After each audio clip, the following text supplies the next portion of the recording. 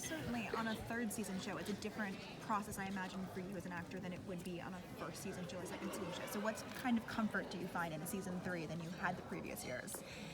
It's interesting because like it's my first time doing like a TV show. I've only done films before Queen of the South, so it's my first experience to be able to work on a character that keeps alive, even if you finish the season, the heartbeat's still there. You just like put away a little bit until we go back to production on the next year, and that as an actress is a great challenge because the character is still alive and you can transform it. Because this was a book that I read like 9 years ago and I completely fell in love with the character. When they offered me the part, they invited me to join the project.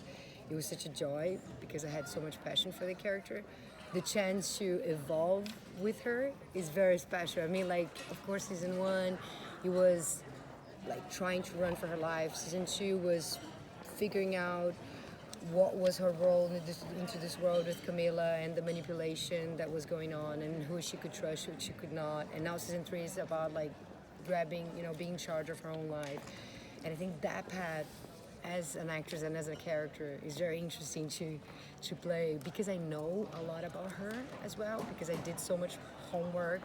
I kind of like know paths that maybe on season 1 I was still figuring out, and now I know how to already react to something if it comes on my direction. Were there sort of brand new, fresh challenges for season 3, things you hadn't had to think about before that you had to figure out? I think so. I mean, like, because the character, like in life, right? Like, we change from one year to the other, or people that you meet change you, or people that you relate, or people that you work with kind of like make you evolve. I think from season 1 to season 3, Teresa is different just because she got more mature in the sense that in her own life she had to learn going through so much pain and suffering and so many different scenarios, especially with this show that is so amazing for action and passion and explosions and running and all of that. It's great to see how she evolved as a human being and as a woman more than anything, how she empowered herself. Funny to say this nowadays that is very common subject. Do you like when you get those pain and suffering scenes? I love it. Yeah. My mom hates it. She hates when I do selfies like all bloody and all that. She's like, why do you do this to me? Don't do it to me.